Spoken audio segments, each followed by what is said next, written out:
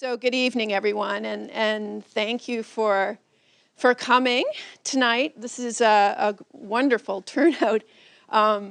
We are really excited to have Siamak Hariri here to speak about this wonderful building he's in the process of completing, and also to open this exhibition here at our Paul Cochran Gallery. This is the second lecture of our annual Ryerson Department of Architectural Science lecture series. We have 6 lectures a year, and we are sponsored by the RAIC, the TSA, the OAA, Ryerson University itself, and also Thames Valley Brick, and we have John Gravel from Thames Valley here tonight. So, I guess to begin, a little about Siamak. Siamak has a master's from Yale and an undergraduate degree from Waterloo. We were classmates actually at Waterloo together. At the time, Siamak was clearly a star and a leader, I can attest to, back in school. He went on to finish his degree at Yale, his master's degree at Yale. He's practiced briefly in the US and here with KPMB as an associate, where he and his partner, David Pontarini, left to set up their own firm in 1994. They currently have a firm of about 70 people, recognized for design excellence and a highly developed attention to detail, site, form, light, material, and craft. They have earned over 50 awards, including the Governor General's Medal in Architecture in 2006 for the Schulich School. In 2010, they won the World Best Unbuilt Civic Building Award, or the World's Best Unbuilt Civic Building Award, and the 2013 RAIC Architectural Firm Award. Our students are all familiar with the firm's buildings in the downtown area. We send them regularly to see the Max Gluskin House at U of T, the McKinsey & Company building, and Alliance Française, where they are sent to study these buildings for their crafting of beautiful spaces of human scale and interaction, all sensitive to their site and context, and innovative and refined in their tectonics, craft, and materiality. So tonight we look forward to hearing the final installment of a lecture that Siamak initiated here 3 years ago when he was just midway through the design development process on the Baha'i Temple for South America in Santiago, Chile. So our students got a wonderful treat 3 years ago learning about all the complexities that go into making a building like this. And we look forward to hearing the rest of the story. So, on to you. Thank you.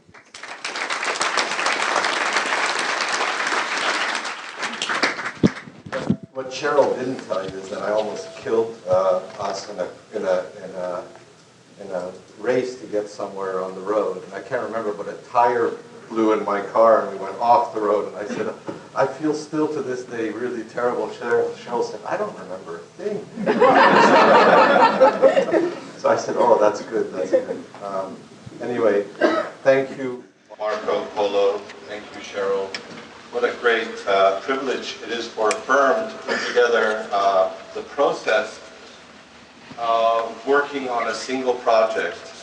Project that really has been a labor of love for so many people. I mean, I get to talk, but so many people have obviously contributed to this project, and it represents now 13 years of work to get to where we are. It's also, for me personally, wonderful that I have so many friends, my family, Sasha, my wife, who obviously has been huge support through the highs and the lows of a project like this, and my partner David Pontarini, not Pontarini. You know, it's like we test our receptionist this way, yeah. So anyway, it's great. I think that because this is a school of architecture, what I really wanted to do was not show you pictures of our other work. I really wanted to open up ourselves fully before you on a single project. I always say that you have to be careful with the pictures of the architecture because it really doesn't in any way convey the feeling and the atmosphere that we so hunger for in the work. And I think that by opening up ourselves and our process, we hope that together we can ask really important questions of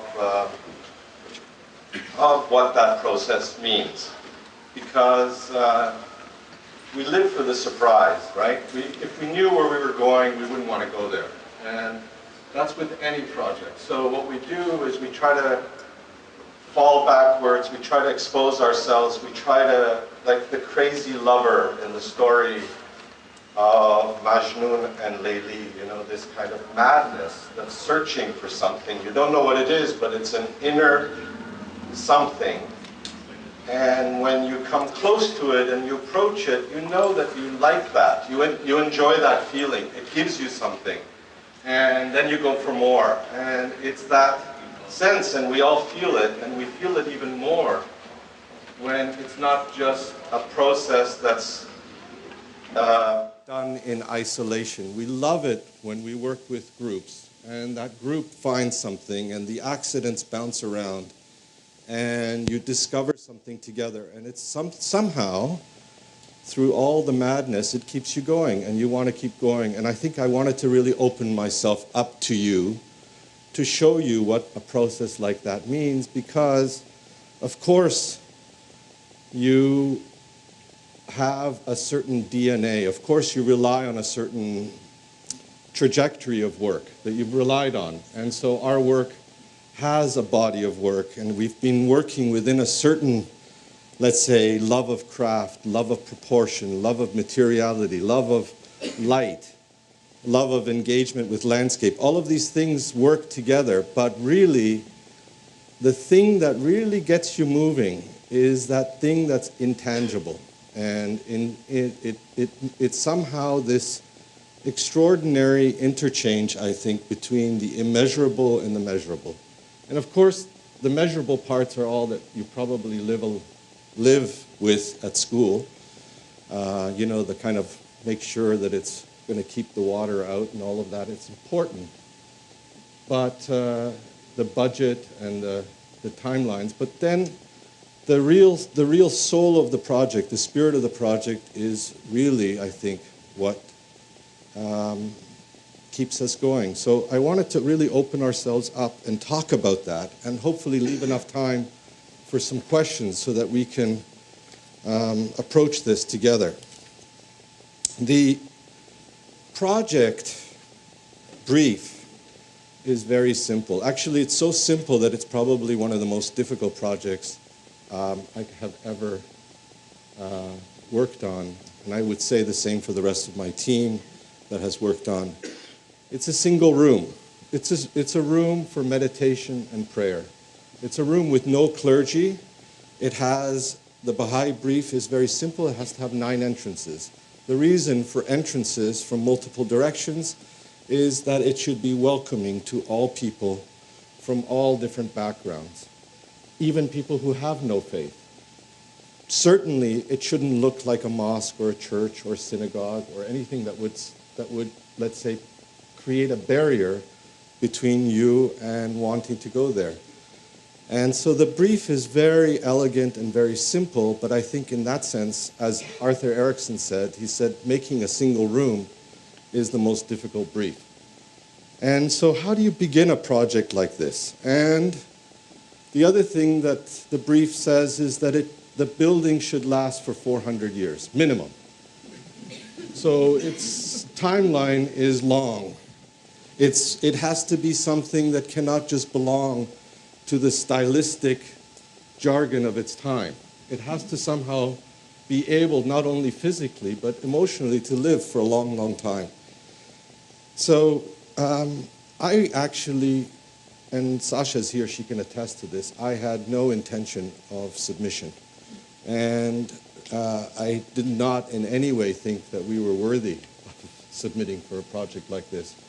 But about 2 weeks before, I encountered a bit of a push from Sasha and this quotation, which I, to this day, love very much from the Baha'i writings. And it started the process. And you can see that it says in brief that if you, it says, whensoever the light of the manifestation of the King of Oneness settleth upon the throne of the heart and soul. And he says, his shining becometh visible in every limb and member. At that time, the mystery of the famed tradition gleameth out of the darkness. And this is the beautiful part. A servant is drawn unto me in prayer until I answer him. And when I've answered him, I become the ear wherewith he heareth. For thus the master of the house hath appeared within his home, and all the pillars of the dwelling shine with his, capital his, light. And I love this idea that if you actually reach out in prayer, and if your prayer is answered, there's a really beautiful relationship there. If you reach out and if your prayer is answered, then your inner being becomes illumined. It becomes embodied with his light. And I thought, how can we create an architecture where the room somehow manifests that? It isn't light just passing through, but it's light being captured and somehow creating a kind of a sense that the building has come alive. And this was just an attraction and an idea. Very, very abstract. It's very interesting that 185 submissions from 80 countries were given, and we threw in together a very, I would say, very theoretical proposition at that time. And they reduced the number to 4 from that. And luckily, I don't know, we were part of that group of 4. And they gave 5 months, for us to develop the design. In their response, and they said, and you should feel free to change your design. And I understood later that that was meant for us because our submission appeared so kind of globby. But so that's how we started. And apparently many of the submissions were completely buttoned down. They had very, very detailed and ours was very, I would say, you couldn't really even tell if it was a building. But one of the things we did do was we were struck by this idea of alabaster. And you know how alabaster it's like a material of the gods. If you just touch a bit of light, even if it's a candle light, actually it's more powerful when it's very little light. The whole piece somehow becomes alive. And the reverse, of course, happens at night. It would emanate. And I remember this is a little video done by a 7-year-old, but this idea that, you know, this scientific experiment where somehow plants, they move in the direction of light. You saw them there. But there is something about this idea that if you could just somehow, somehow in architecture, capture this idea. The Chicago temple, which was the North American temple, the Baha'i temple in Chicago, actually one of the 7 landmarks, voted one of the 7 landmarks in the United States by the population. 1930, okay, so this is for for our discussion and really to kind of enlarge the investigation. But in 1930, Abdu'l-Baha, the head of the faith, laid the cornerstone. And then he said, the temple is built. That was it. 50 years it took for this temple to get built. And so it's disconcerting for us architects when we hear things like that. But there is a relationship, I think, between with the process and what I'm about to talk about with that idea. 50 years it took for it to be manifest. And the idea, which was really very simple, by Louis Bourgeois, in fact, the Canadian architect, who also, this was a limited competition, but the idea was that between these two layers of perforated, at that time he had bronze on the inside, stone on the outside, this kind of perforation would allow light, and then he laid in a glass skylight excuse me, system. But the idea was exactly this idea that light would pass through the building, and at night it would reverse itself and have this emanating glow. So our proposition was really, if this is the temple for North America, why not let the South America also be the sister temple, this sister temple of light? And the last temple, these are all continental temples. Last temple was in India, in New Delhi. A significant act to follow, even if it's just by the fact that 35,000 people a day are visiting this temple. So all of this to kind of frame the thing, but you remember the quote, and one of the things that we deliberately decided not to do was look at other buildings. And in fact, to start the process as a process that would really search for the feeling, the atmosphere that we were after. And so the idea that it would have this kind of magic of dappled light, or this Toby painting of fractured light, and he calls this painting structured light. And of course, these wonderful resin castings. There's so much in the Baha'i writings about movement and stillness. Everything having a center, that within stillness, there's movement. Within movement, there's stillness. There's simultaneity in all of that. And so how, somehow, to capture this idea of movement.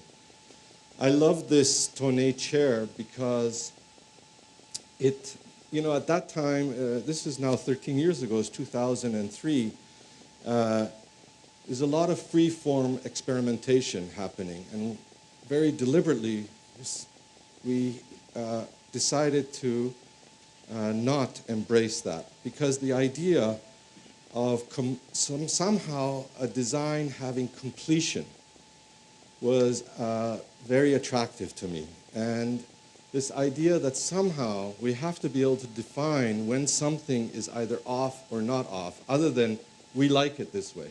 And I know that this is something that you learn. Everything is an act of will. But how to somehow find a way to create a sense of completeness that you feel. You don't have to talk about it, but you feel that it's complete.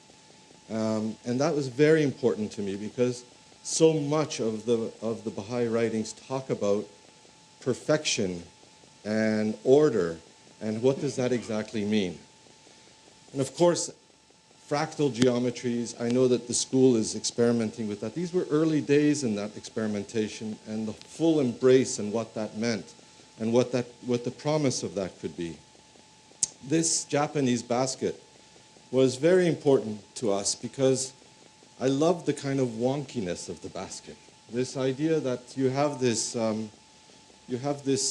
see this edge here, and it has a very satisfying quality for me, not unlike a cheekbone, the effect. And there's something about the organic nature of some of these shapes, and that you find them in nature, and the definition of perfection. And so there's this idea that you could have a kind of an imperfect perfect, or something like that, and searching for that. What does that mean? Because it's absolutely clear as part of the mandate that these temples have to be built as perfect as is humanly possible. It's in the brief. And so now you have to ask yourself, well, what does perfection mean? And the robe paintings and the softness. And I loved in that vein this idea of movement and stillness, this idea that these Sufi dancers had, and I was very drawn, and I think we were all drawn to what the possibilities of movement, this kind of the movement of the galaxy, the movement of the cosmos, the movement of all of nature, that nothing is ever in a condition of stasis. But how do we express that without it becoming goofy? So all of these things were just put up, among others, and you begin the process. And this is, I think, a big part of anything one does, is you just begin. You don't even know where you're going. You have no idea. So these sketches and noodles and the early markings of embodied light and what that could be, and more of these drawings that we were making, and little test models, and this, you can see these even the kind of early days of putting this kind of this fuzzy surface, this idea that we didn't want the lines to be regular, and there was this kind of early attraction to that. And that then evolved into these kinds of models. These are strands of copper just fused. And these early models, cast models, double skin models, more models of looking up and what that might mean. And I'll come back to that. But it's very important in this single room what the feeling was of looking up. They kept talking about how you should feel like if you looked up, you felt as if you somehow were gazing at the heavens. And you can see this kind of, the idea of the double skin even emerging at this point. But anyway, we were quite desperate at this point. This was about halfway through, and really nothing, and we've all experienced that, right? That kind of gut-wrenching moment when you feel this bankruptcy in your process, you know? And the pieces are kind of okay, but they're ugly, and you're trying this and you're trying that. You remember this kind of the Majnun thing, the crazy. You become even a bit more crazy. And I remember we gathered together 3 groups, which is very interesting. We were kind of at this moment where we had these big drawings, and we were about halfway through, and we said, let's gather some prominent Baha'is, some prominent folks in the architecture community, and mothers. And the prominent Baha'is were really supportive. Oh, this is so beautiful, and don't worry, and you know, it was like that. And the architects were all full of architect talk, but the mothers, they hit us right between the eyes. Like, I remember one of them, she said, she was a Roman Catholic, and she said, I would never pray in that. You know? So that was, I think, where we got the straight goods, and we became a little bit, at that point, desperate, which is, I think, a good thing in the process, because you need to somehow inject something even harder into the process. You know that you do. And at that time, David's wife, Catherine, was working with software in California, and she said, you know, you guys should check out Maya, which is this animation software. It was very unusual to even think about at that time Maya as part of, we couldn't even find anybody to really help us. But we took it on. To this day, I don't even know why we took it on. We just kind of said, oh, well, why not? You know, we're drowning anyway.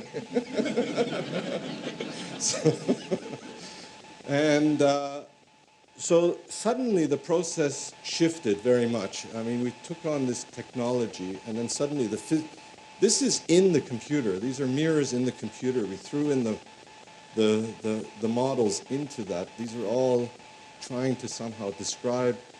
But Maya did have this wonderful softness, and I liked it for that. You touch it and it feels like gelatin. It just kind of, so the whole idea of complex, soft forms were really exciting. But they started to look kind of, you know, the kind of inescapable egg shape, and then the Martian shape started to appear. and then, but the process always was moving from one thing to the next. So it was never the computer alone. It was never the physical models alone. It was just 3 or 4 of us working together in this little studio. And so you'd take a shape, and then you'd make it. And then the making made the computer go this way. And then the computer would make the drawings go this way. And the whole thing kind of kept going around. So this was ugly, but I loved it because it was kind of interesting. It was going to go somewhere. And then George Simonopoulos, who was part of our group, would make these gorgeous copper models and use the copper for its softness to try to somehow infuse the process with the physical models. So these were early models, but then we'd put it back into the Maya, and then eventually we got this one. And this was like the kind of crazy aha moment. In fact, Michael Boxer just told me the other day that when he saw this, he told Donald Peters, who was on the computer, to not show it to me because I would really hate it. And I remember and it was just an accident, but we said, what is this? But I don't know if you can see in this the Toby, the robe paintings, the asymmetry, the movement, the lines. It has all of that in its atmosphere as a drawing, but we didn't know what it is. And then it was like, well, we've got to try to make this. And there's the drawing up there, and this gives you a feeling for the studio. And there's the model just trying to make it, and then going back again, trying these kind of veils and how they're moving, and you see the light and how trying to understand what it was. And then back in the Maya as another shape, and then adjusting that eventually to get this. Now, at that time, 3D printing really didn't exist. It was one, maybe there was more than one, but there was one guy way up in Thornhill with a little 3D printer like this, and we had to submit, as part of the submission, we had to submit a model. And we didn't know how to make this. It's physically impossible to make something that complex just by cutting but so we would send this up to this guy in Thornhill. Now we had exactly 9 days to get this into a crate and to Haifa, Israel. And this is part, I think, of the whole risk-taking. And anyway, 1 day per wing, one exploded. They went overnight, and we got the model just in time. And when we lit up the model, it was incredible because it was this moment where we felt the concept of this embedded light, this 2 layers of skin where the light would come through and hit the surface. The structure would be between these 2 layers, and somehow the whole thing would come alive.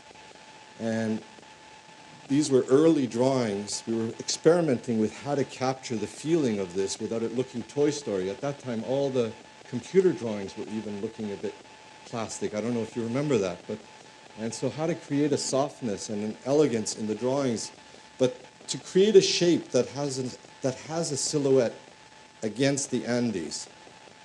And then the Maya would allow us to look at it, and the submission included a number of different vignettes.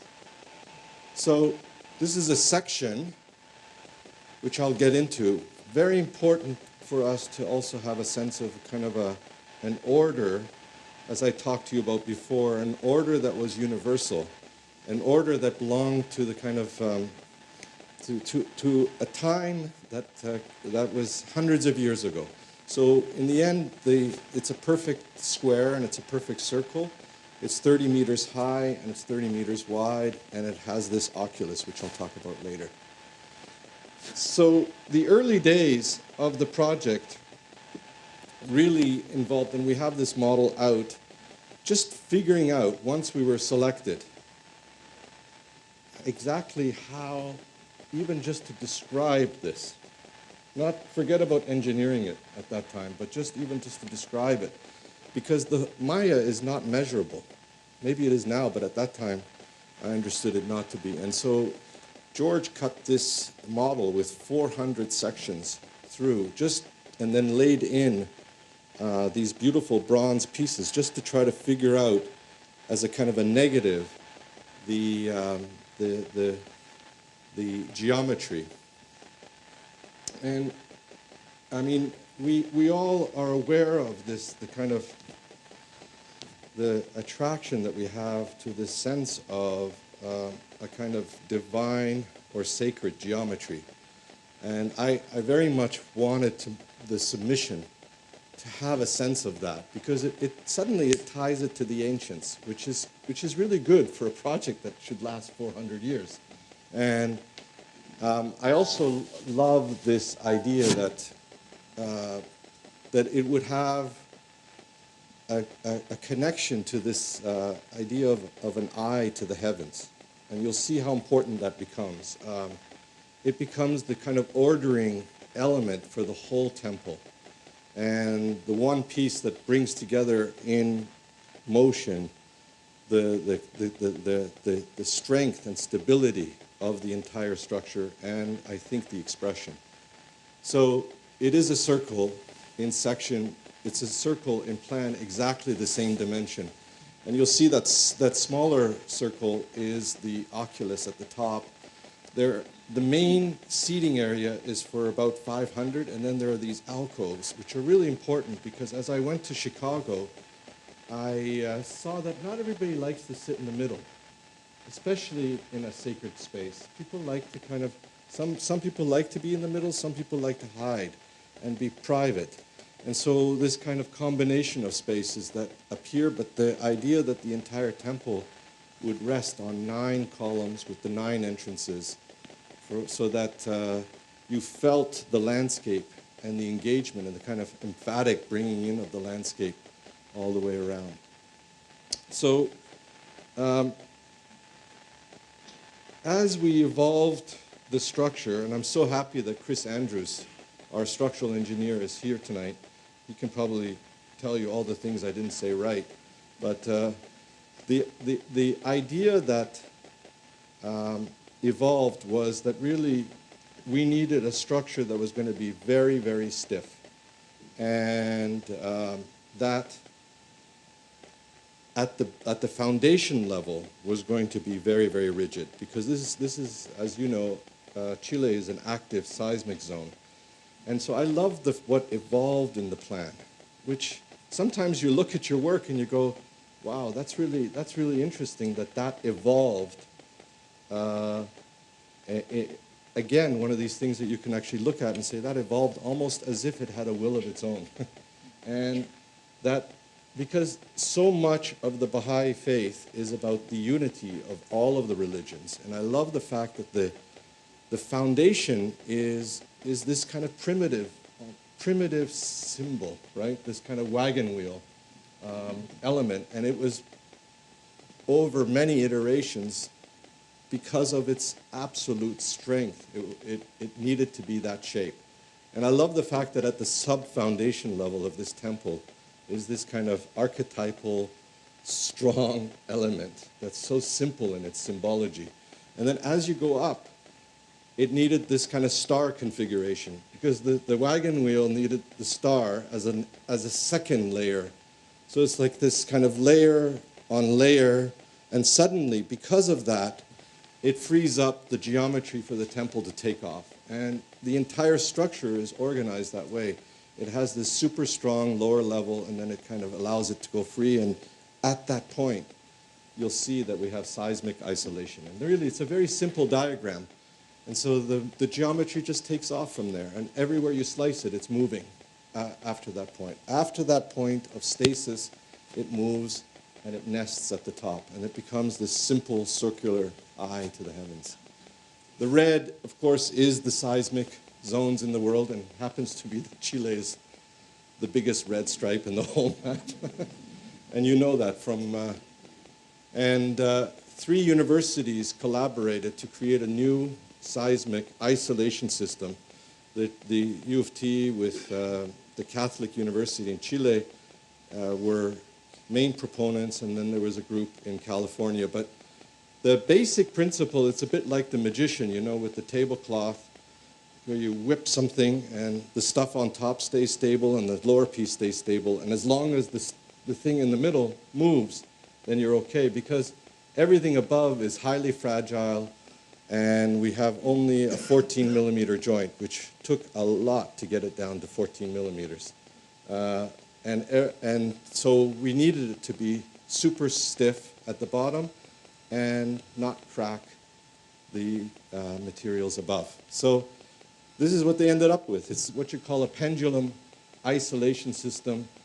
And the nice thing about that is it can move up to 2 feet and then come back to its center.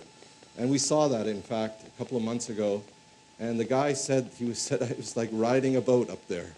The whole thing was moving, and it came back right to its middle. And the first thing I got was a call. Well, do we have any cracks? And I called back. I said, do we have any cracks? Nothing. So it was a great little test.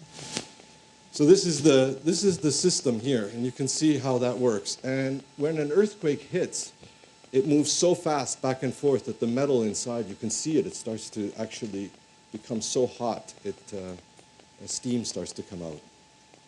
The other challenge I told you was to find a way to create a measurable system. CATIA was the only, we'd spent actually months trying to figure out another solution.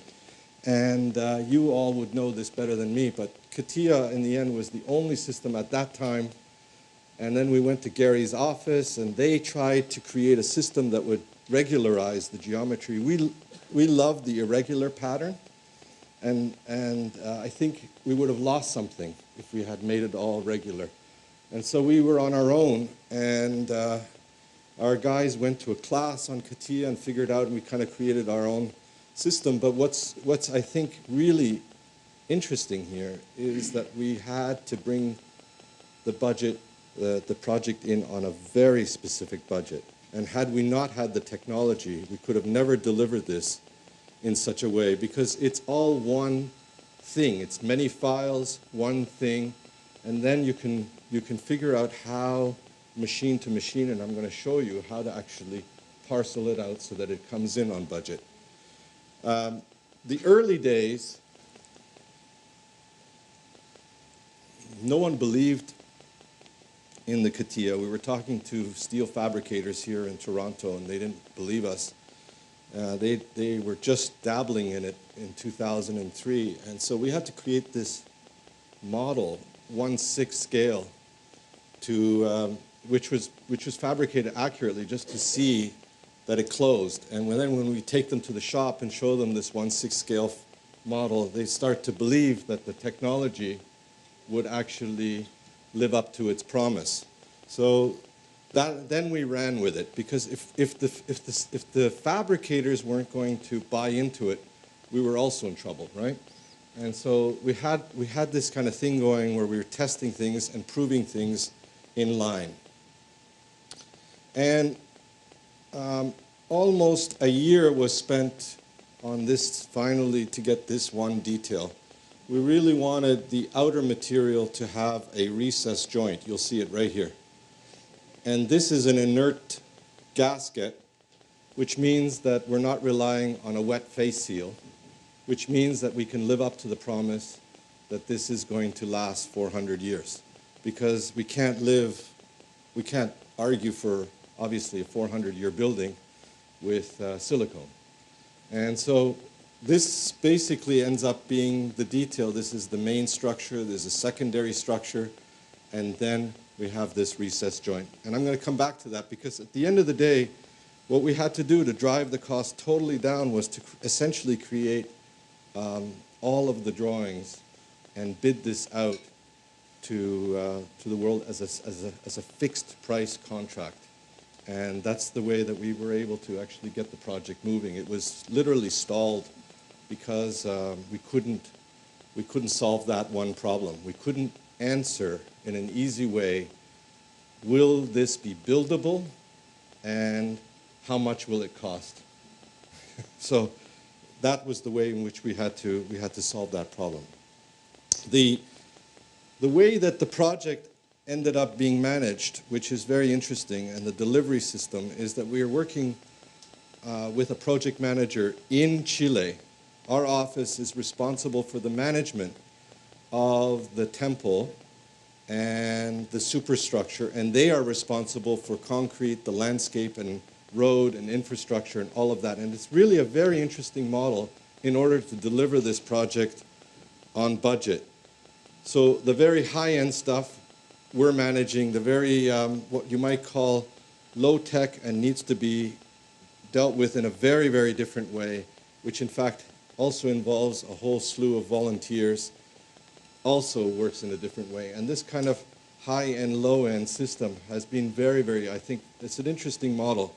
You'll see this is remember the wagon wheel with the heavy duty reinforcement, the isolators going in, and this is an aerial view. The steel structure, there were 4 bidders, and 2 Germans, 1 Argentinian, and I think 1 Swiss. And in the end, one of the Germans, Gartner, Steel and Glass, won the bid. And it took us almost 8 months to negotiate from the point that we opened the bids to the point that we closed the bid. If you can imagine, just because everything had to be thoroughly reviewed, and the lawyers and the whole way in which we could guarantee that this price would be delivered within a certain number. But Gartner came up with this very ingenious system where they said we don't need the secondary structure. We can do it all with one structure. And they got rid of the subframe by introducing these nodes. And so this is a very interesting model where they take your drawings, they take all of your details, they actually give you exactly what you wanted, but they're allowed to change the kind of guts of it to a more ingenious way of doing it. And the nodes then, you'll see out in the display, they became the hard thing to build. And it was like really hard and super easy. And so the nodes are all cut, plasma cut out of 4-inch high-strength steel. You can see it's like almost like these wonderful Chilita shapes that come out. And then they're milled with a 5-axis, it's an incredible, very strong 5-axis CNC milling machine in Eastern Germany that was specifically built for the kind of work that was required here with the kind of level of precision. It all went machine to machine directly, and you get the kind of shapes. And there are thousands of these shapes, and they deal with all of the kind of irregular geometries. And then everything else becomes dead simple. It's this just steel pipe, bring it to a machine, cut it at a certain length, boom. We're watching it. It's just all done in a whole other country and fabricated. And so it becomes really mechano with the nodes taking up the complexity. What was complicated was how to create the main beams and how to describe the main beams. So with the CATIA, you could lay the temple horizontally and transfer those points down and map out the points on steel. And that's what we did. We transferred everything vertically down, and then the Germans would have this incredible steel template all on the floor of the factory where every point you can see has a registration and a point, and then that was then taken up with laser vertically. And you have to imagine this is all being prefabricated and shipped to Chile. So if it doesn't work, it doesn't work. It's just that simple, right? And so at that point, you can't just say, well, we'll just cut a little piece here and make it work. It was an extraordinary thing to visit these factories. And you can see there's the steel plate. There are the vertical pieces. They come to these very complex pieces this way. And that then created the 9 main beams. The beauty of the German mind, every piece has a number, every piece is registered. You just see the kind of organization of that. And all of these pieces are working with different geometries back and forth. Now you remember the story of the oculus. I remember in the early days that the whole, the word religion actually comes from the word religare, which is a Roman word, which was the wheat, the one piece of wheat that they tie the bundle of wheat together. You know, the one that, and so I always thought that this is our tie, this piece. It had to be totally special. I didn't realize how powerful that would translate into the construction and the whole kind of fabrication process. that this became not only the eye to the heavens, but it became the one piece that the Germans would say, there is no way that anyone is doing this except for this one guy in Olive Gardner, and that's him. And they had a plywood barrier around him, and he was the only guy that was going to make this. But because if this didn't work precisely, the whole system would come apart. And there it is fabricated, going up. You can see, like in the construction process, the only scaffolding we needed going up is for this piece. That's it. And so once we got that piece up, then those bent beams would then nest at the top and anchor at the mezzanine. And then the geometry of this thing would then take off. And you can see it here from the top. And you remember that same shot in the Katia. And after that, there was this one second element that capped the whole piece off, and the oculus was complete. And there's like the kind of translation, 8 members coming in many times to these nodes, and the kind of lace work that created. This is the site looking out onto the city of Santiago. You can see it here. And then behind us is the mountains. So this extraordinary vantage point. This is the central park of Santiago. So it's visible from most places in Santiago on a clear day. So there it is. And then the exterior material, which we started off, of course, in alabaster, which, of course, within a very short period of time, was crazy land. And it was not going to withstand the pollution, the kind of strength characteristics that we needed from material, but it embodied the idea of being able to take the light and hold the light. And so a 1.5-year process of kind of coming up with a new material started. And we were testing all over the place, and then we started to work with cast glass, which held the promise of this. And so this is early experiments in cast glass. And then we discovered our partner in this, which is Jeff Goodman, this beautiful artist that worked very closely with us. Extraordinary. He just has a tiny little shop in Don Mills, and he was very excited about the project. And we told him we're desperate for this and the strength characteristics.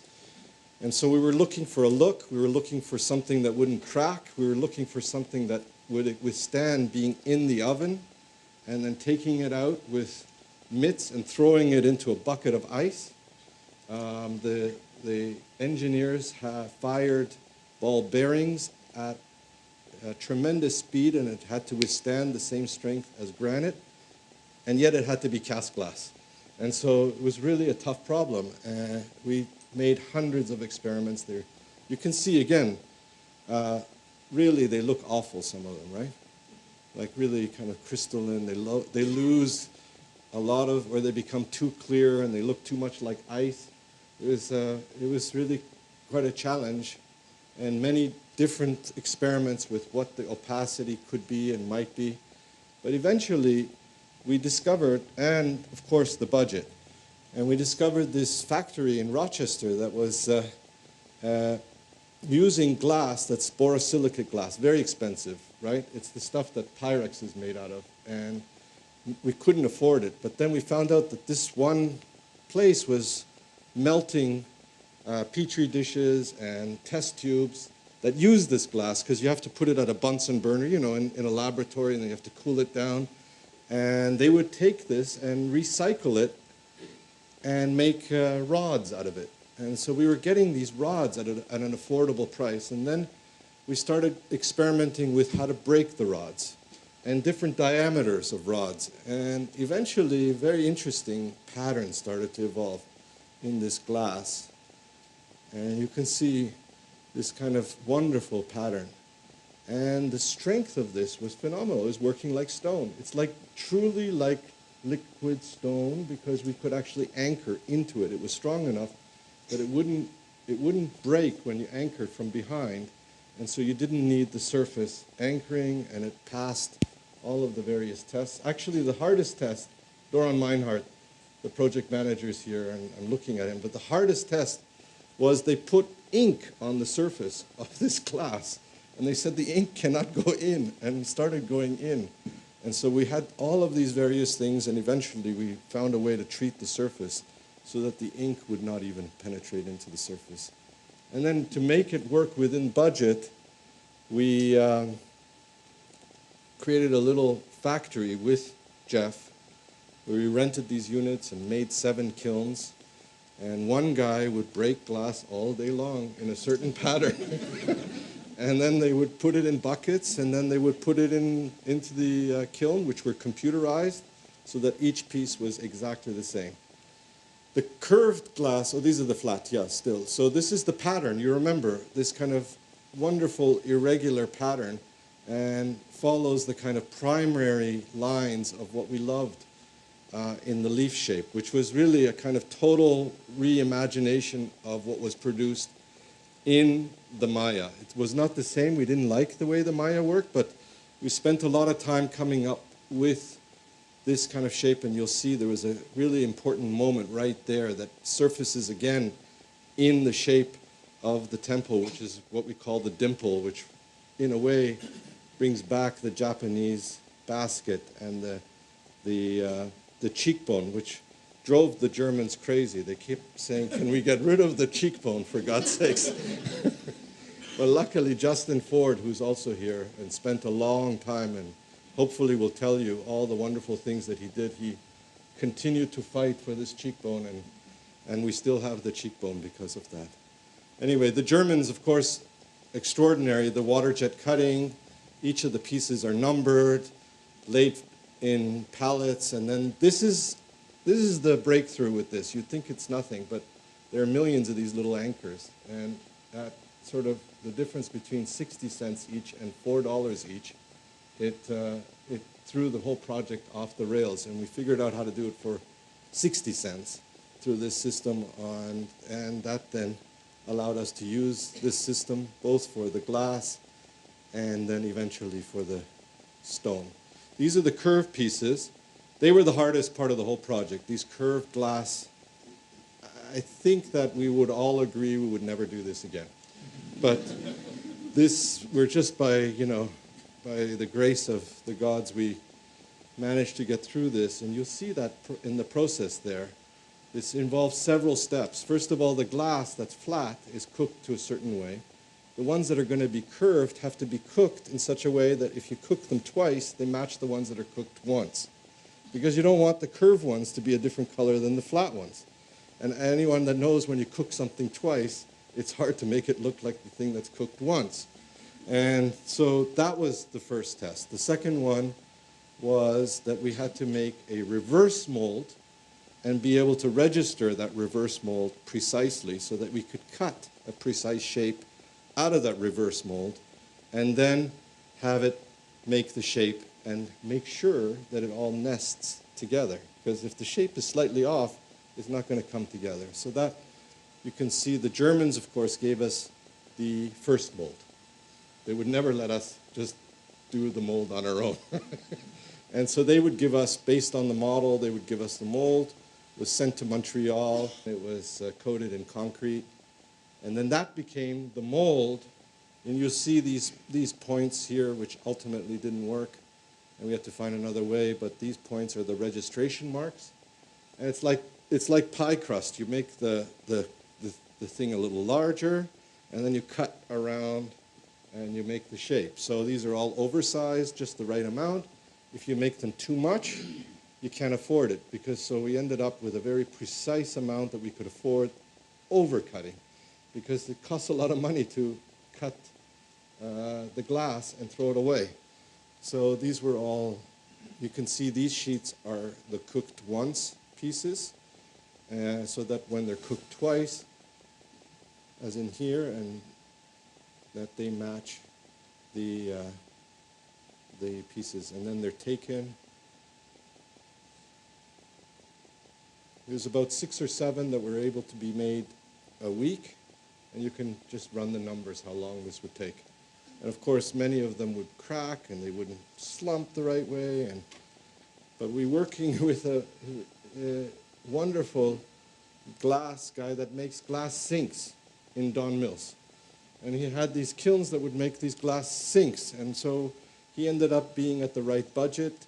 And he said, I can do this. And you know what? He did, eventually. So it's really fascinating how important these things are. You'll see these cracks that rejected many of these pieces, and then the buffing and the final shapes. And so subtle, huh? You can see these shapes are so subtle. Such very, very little curvature to some of them.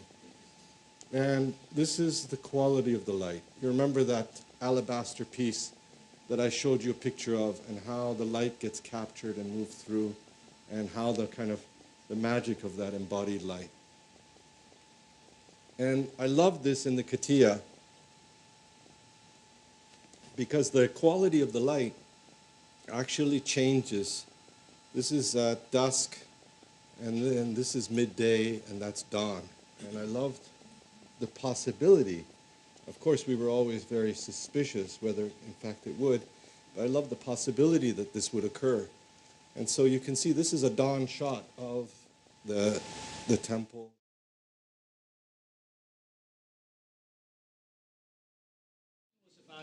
The use of the geometry proportion of, the divine geometry proportion for the shape, for the whole shape and the height of the structure. Well, you remember I showed you that ornate chair and the sense of completeness.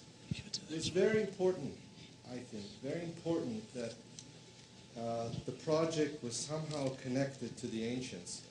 I'm borrowing a phrase that Khan used to use all the time, this idea that something would connect to a long, long, long time ago. And he used to always say this idea that I love the idea that we were using cast glass, which is an ancient material, really, and bronze, and then stone. And they really are primitive materials. And so the geometry became part of that thinking. Like, it's really quite heavy to think about a project that has to withstand, the kind of the sense that it has to be around for a long, long time. And geometry, I think, helps us with that.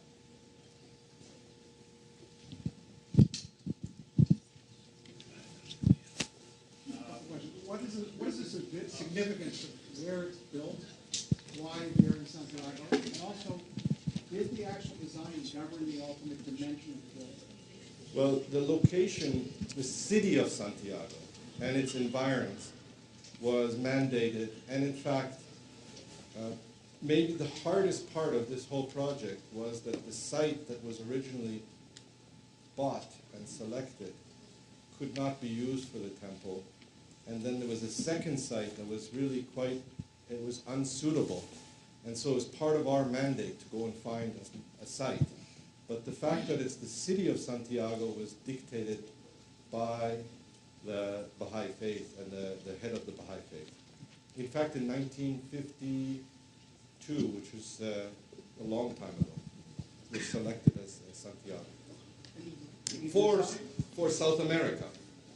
You realize this is what they call the mother temple for all of South America. Now all the cities and countries will have their own temples.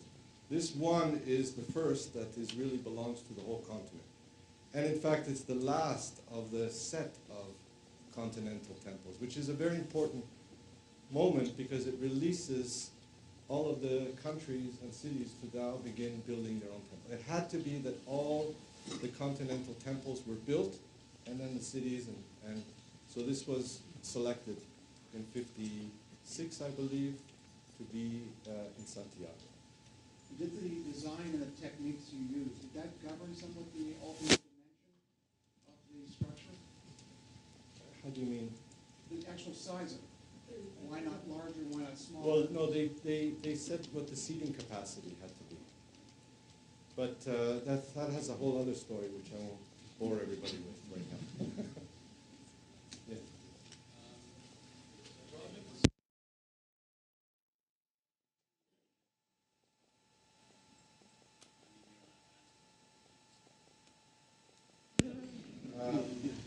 I'll tell you this.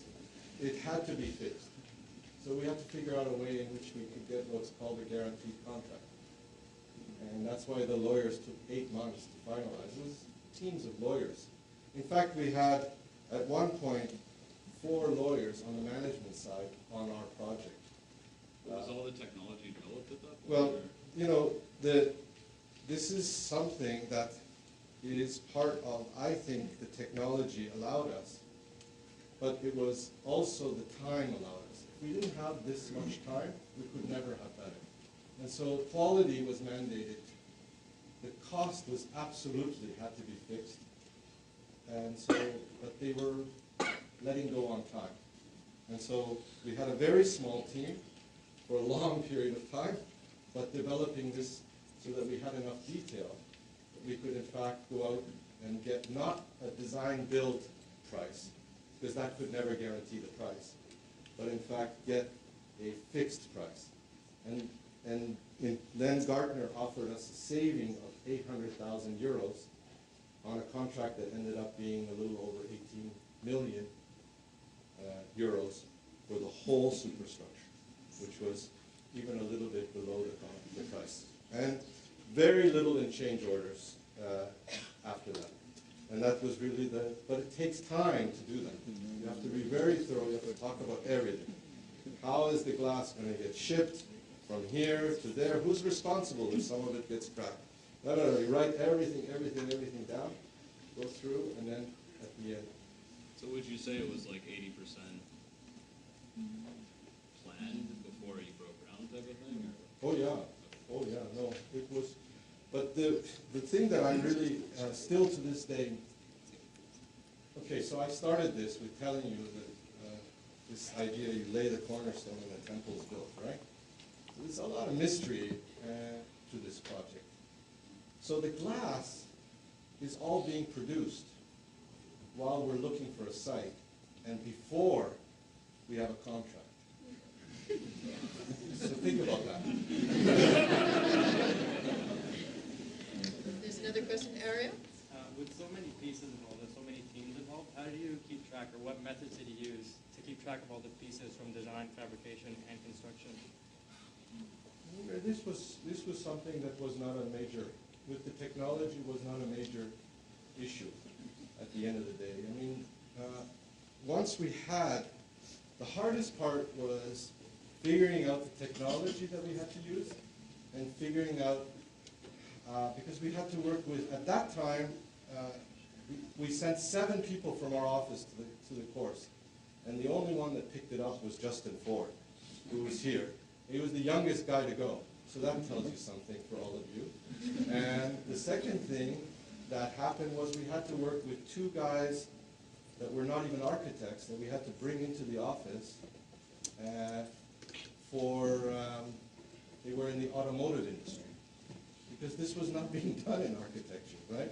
And so there was a crazy kind of a combination, and they worked for months to put all of this in. But once you have it in, Justin keeps telling me, don't call it a file. It's a thing, whatever. It's like a totalized thing, right? With a whole bunch of files. And then once you had that, then that gave us something to bid out, because everything was there, right? And then they would, of course, the Germans built their own thing entirely. And once that was done, every piece was cataloged precisely. And there was always this review process between our office in Germany, and it wasn't a review process like I think you know. It would be, you know, Justin going over to Germany and being in the shop for weeks and weeks and following through each piece and making sure that one piece laid onto the other would be the same, and then his counterpart would say, I moved this a little bit this way, and Justin says, no, I don't like that, I want it back to where it was, and back and forth. Right? I think, It's enough? yeah, we it's might too take- tired. Yeah. It's a lot. I'm so sorry. And, no, wonderful amount of information, fascinating process. But we have an exhibition to open Yes, as we well. do, yeah. So I'm just going to turn it over to Mark. Yeah, I just wanted to say a few words about the exhibition and then we will release you. So in addition to this wonderful lecture we just had, we are also opening an exhibition this evening at the Paul Coffey Gallery of the Baha'i Temple. I just want to thank Siamak and his team, Vanessa and the crew from HPA for putting together this terrific exhibition.